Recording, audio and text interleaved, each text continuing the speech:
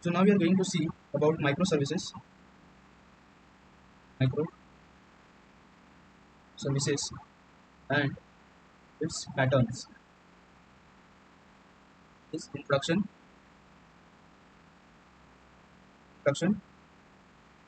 and decomposition, pattern discussion.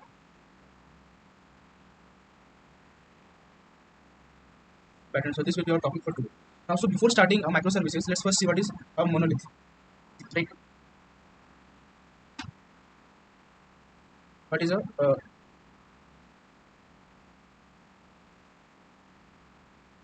a monolith?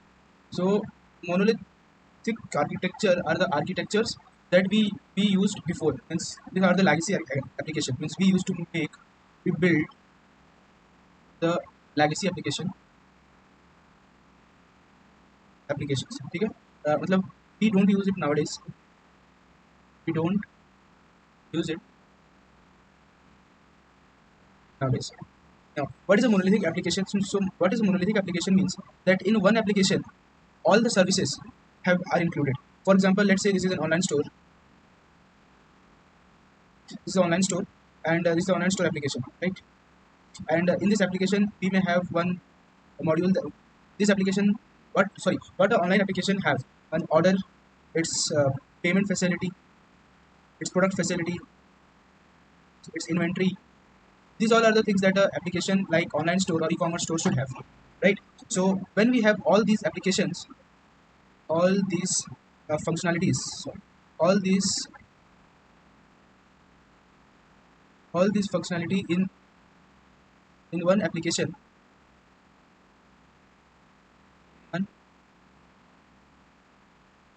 one application. So this is called a monolithic architecture, and generally this type of application size are in GBs. Okay. So now let's see the drawbacks of this monolithic architecture, and all these drawbacks are the advantages of a microservices. So hear it carefully. Okay. Okay. So let's look. So the first disadvantage. The first disadvantage is overload of ID. Overload ID means you must have used IDs like VS Code or Eclipse or many other things. So overload ID means, what does an overload ID means? That loading of that application, loading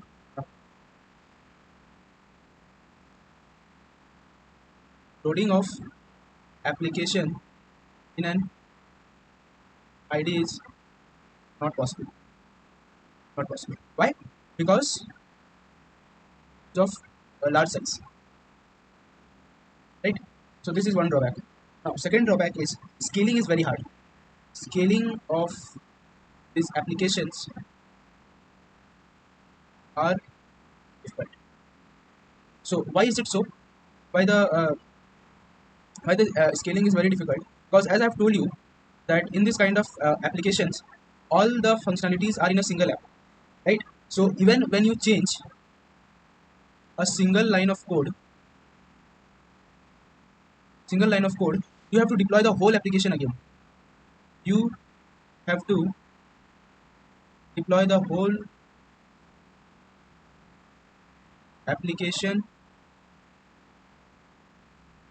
again, and it is because all these functionalities are tightly coupled, tightly coupled. So when you change a single line of code, there will be effect will be shown on different part of the codes. So we have to change all the basically we have to just there will be a change in all the functionalities. So just deploy it, and we have to deploy the whole application because the whole application has been changed, right? So this is the second problem. Now let's go. So this is the second problem, and one more thing that what I want to say is that the third drawback which I can see is that since it is just similar to the second drawback only. For example, let's say that this is a whole this is the whole application, right? For example, we are doing a change in this section of the code, right? And all these sections is as it is. right? All this section is as it is. Only this part of the code has been changed, right? So when we are changing a single part of the code, we have to just deploy the whole application once more, right? And one more thing, that whenever, for example, this part, one more thing, that for example that this part of the code just means look after the order details of the products, right? So it might happen that in a application like e-commerce, the number of orders have been increased, and we want to just scale only this part. We have to just increase the size of the resources allocated to this part of the code. We only need to increase this side. But as all these things are interconnected, means all these functionalities are in a single code, so we have to just increase the size of the whole application, right? Not only this part. So this is our third and the most important drawback, right? Now after that, just let's move to the main topic that we are going to discuss here, that is microservices. Micro Microservices. Okay. Now, what what happens? Look, all the one important point, all the drawbacks, or I can say the disadvantages of monolith, this advantage for microservice. Okay. Now, look, the term micro plus service. So what does it mean? That we break our whole application into smaller components, and these smaller components are specially designed for serving a service, individual service, and are not highly dependent on each other, right? For example, this part of the code deal with the order, this part of the code deal with the payment, this might deal with the bill, this might deal with the products, this might deal with the customer feedback, right? And this might deal with some other thing, right? So what are the basic advantages that we will learn? The basic advantage of microservices is, as these all are segregated, so easy maintenance and easy scaling. For example, if we want to if we see that the number of API requests has been drastically increasing this order section, so we will only increase the resources or the size of this component, not the whole part, not the whole app. So this is one of the very good, I can say, advantage of microservice over a monolithic application.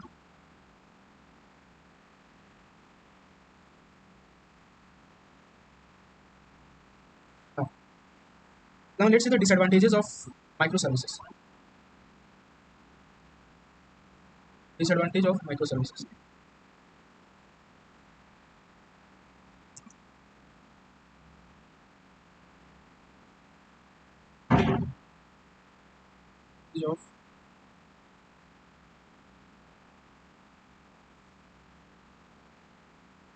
Of microservices. So the first thing first is the disadvantage, that the dividing of the components should be done properly. The dividing of the components should be done properly. Second means they should be sleek upright. Because the dependency should be less of across the, I can say, the components. Means one component should be not or very easily dependent on the other component. Now the second disadvantage is when we must try to just make the dependency zero, but it is not possible, right?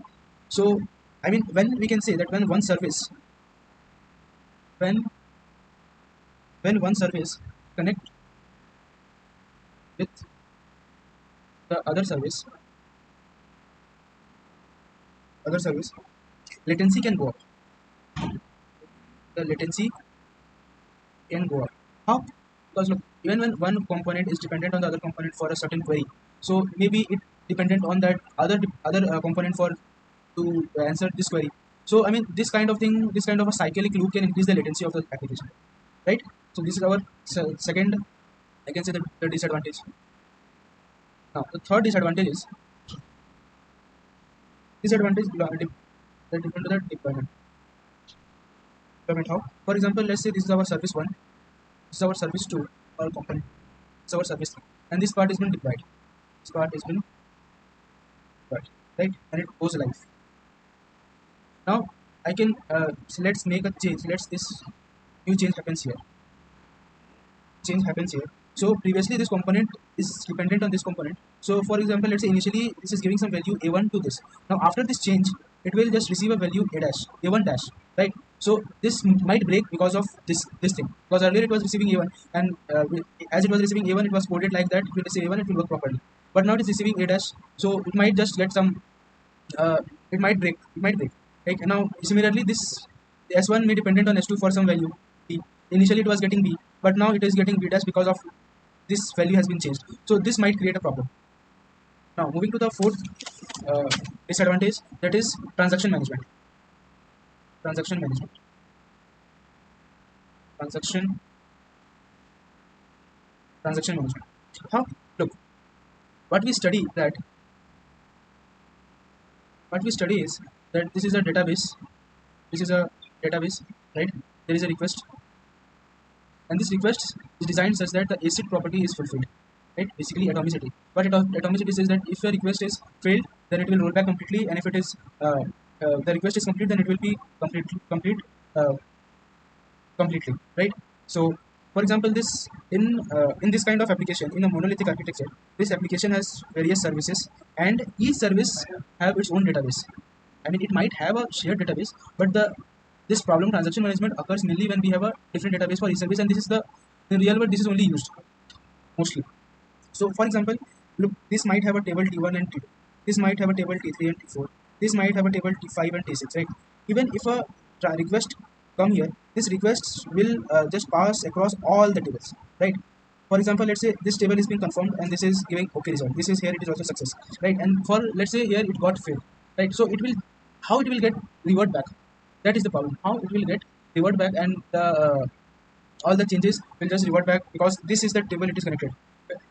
Why it is a problem? Because look, all these are different databases, and this different database has their own tables, and these databases are not interconnected to each other, right? So this is a problem, and this problem will be solved by saga pattern that we will see in future in this part of the video, right? Look, there are two kind of atomicity. One atomicity is that this should even if this any one database becomes failure, then it should revert all the changes in the individual databases. Now second is the local acid properties. Local acid properties, that even if there is for example, this request is changing some values in table 2 of database 1. So if there is any transaction failure in this table, so it will eventually return a failure. So this is fulfilled. This is not the issue. The issue is when we are having a different tables across different databases. So this is the issue. Now, so we will see how to resolve this issue further. Now, let's just see that what are the phases of a microservice. Phases of microservices. What does this mean? That how a large application is divided into components, right? So this we will see here. Good. First phase is, I can see the decomposition phase. How the application is decomposed into different services. Second phase is, I will say, database phase. Now assigning the database to each those of components. Now third is the communication. How these different services will communicate with each other. Integration. How these services integrate with each other so that it will give a desired output. Now fourth is the deployment. These are the four. These are the five phases of microservices: decomposition, database, communication, integration, and deployment. Right? Look, in we can, as I've already told in this earlier video, that we can just do, we may we have a large application. We will divide this into decompose this into, sorry for the wrong word that I'm using. It is basically a decomposition, right? We're just decomposing this large application into different services, and these all different services will have its own database.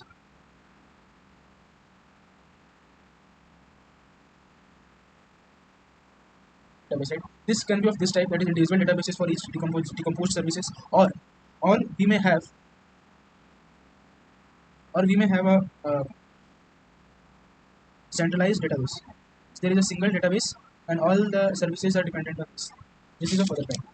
Right? How we are do the communication, by API or by event. Now first see the decomposition phase, decomposition pattern. Now we are moving ahead with the patterns of microservices. Sure. Patterns of microservices. Patterns. पहला क्या है? Decomposition. decomposition pattern. Now we can decompose uh, by there are two types, right? By our business logic, decompose by business logic or capabilities, I would say business functionalities or capabilities, or by subdomain or domain driven design. This is driven domain driven design, right? So let's see how we can divide this by business capabilities. Business capabilities. For example, a application may have different kind of services, right? For example, one may be order management, one may be product management, one may be for account management. These are the different services. I would say, or different functionalities, or you can say payment management or billing management. So to decompose application into this kind of capabilities or functionalities, the engineer or the team should have a good knowledge of the business. Good knowledge of the business is required. Now, how we decompose? Now, we may have subdivision of these individual functionalities, and when we subdivide these individual functionalities, these individual are known as domains, and we divide this into different subdomains. This domain-driven system, because order management may have different subdomains. For example, maybe order that is the order is on cash on delivery, or UPI payment, or net banking. So we may just divide this. Or we can say we can divide this on different case, non-different, I can say uh, topic, like on basis of location, that is order from which part of the country or which country even. So this is known as domain driven design, right? This is what decomposition patterns. Now let's move with the most three used important patterns that we will see is, one is the strangler pattern, second is the saga pattern, third is the CQRS. And these two are the most important part, strangler and saga. What is strangler pattern? So look, initially we had applications that are monolithic. Now to just decompose or to make this monolith into a microservice like application, how we will do? Look, this application is already live and our users or customers are already using it. So it is we cannot just make it shut down for an year or for a 2 year and say that we will launch our new application, or not more reliable or new applications 2 year later. This can't be done. We will, then some other competitor will come in the market and it will disrupt our value. So what we do is that there is a controller here, okay, and this is the traffic that is coming, API traffic, and this manages. Look, we started building this part already, and this controller just decides which API request to send here if it is already made, right? If it is already made, we will send it here, or it is not, then we will send it here. And other thing is that if suppose we already made it, we send it here, but we got a failure. So this controller is also responsible to just again switch it back to this monolithic architecture. So it just happens gradually. Initially, what is this view? Initially, 100% API is being served by this monolithic architecture, and 0% is served by this microservice architecture. Now, slowly and gradually, as we started building and serving the API requests by microservices, gradually it will come down to maybe 90% API. So it will increase by 10. It will come to 80. It will increase by 20, and gradually it will just go to 0, and we will have 100% control back to our microservice architecture. So this will be disregarded, or this will be kept as our legacy application. So this is how the conversion look like when initially built application on monolithic architecture is being changed to microservice architecture. So this is what strangler pattern is. हम एक बार में कभी भी we cannot just convert the monolithic architecture to a microservice architecture at once. So we have to just make our different smaller services of a microservices, and we will implement it, and we will gradually shift the traffic from monolithic architecture to that particular service that we have made. And if we face any issue by the microservice architecture serving that API request, we will just switch it back to the monolith architecture. So this is what strangler pattern is. I hope you got it. Now we will move to saga pattern. Now the saga pattern, as I have already discussed, the saga pattern is basically dealt with database management in microservices. Database, or I would say transaction management in microservices. So there are two kind of things that I had already discussed there. that is each service will have its own database, or each service will have a centralized database. These are the two things that are possible. So now we had a problem. Basically, we see that mostly people use this kind of architecture, and why not this? Because, for example, this is kind of order, this is payment, this is billing. We see that there is much more traffic with our order APIs, and this database is filling fast, right? So what, as it is filling fast, we just have to increase our whole database to serve the request. So this is costly and not economic friendly. We cannot scale the individual components separately, right? So this is difficult to delete. What is the second disadvantage? The second disadvantage is that in a second disadvantage is that this will have tables, right? Table 1, table 2, table 3, table 4, right? And these tables have some columns. Now, for example, if we want to delete a column in any table, it is difficult as the connected and each table contain data of each services. Look, each table is containing the data of each services, we can say. And when we delete a common, it will become difficult to query. We might get a, what I can say that different uh, table is shared between S1 and S2. So if we delete a table, so we might face a difficulty in getting a particular query for a different service. So this is one issue. Now there is an advantage of this, how as all these tables are in one database, so query joining is the easy part. Now second, the transaction property, that is ACID property, is also easy as the tables are not across the databases. So this is one of the two easy part, two advantages of centralized database or shared database, right?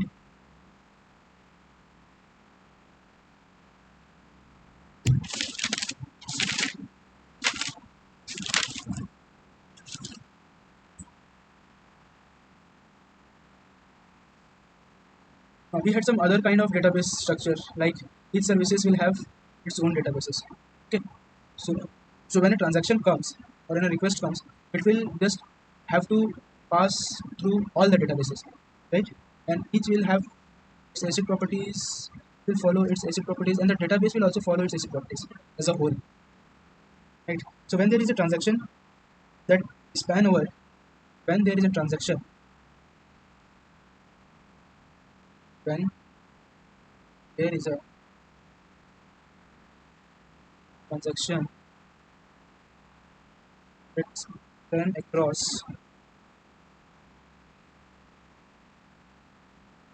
all the database, then tenants of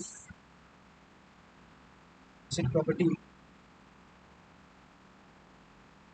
is difficult non-shared database, and this is resolved by Saga pattern, resolved by the Saga pattern, resolved by Saga pattern. And joining of database are also difficult as tables are different.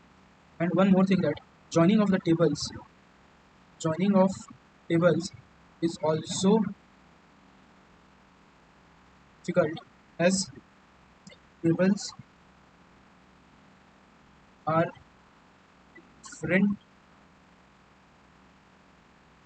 different databases. Like, and database can't connect and one service. For example, these are our database, these are our service 1, service 2, this is service 3. Now this service cannot access to this database, this service cannot access to this database also, right?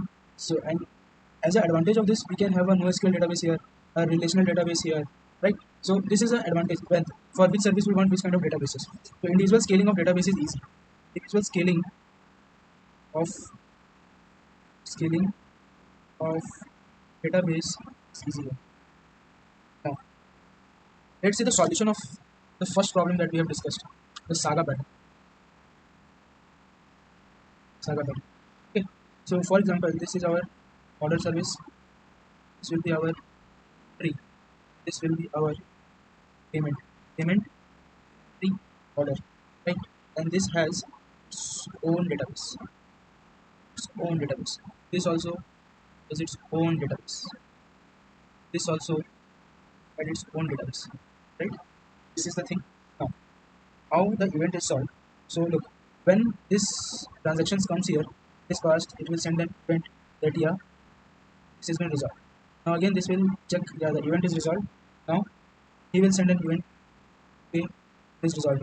Now this will send an event, success event, resolver, success event. It will just check. If there is a failure happens here, fail.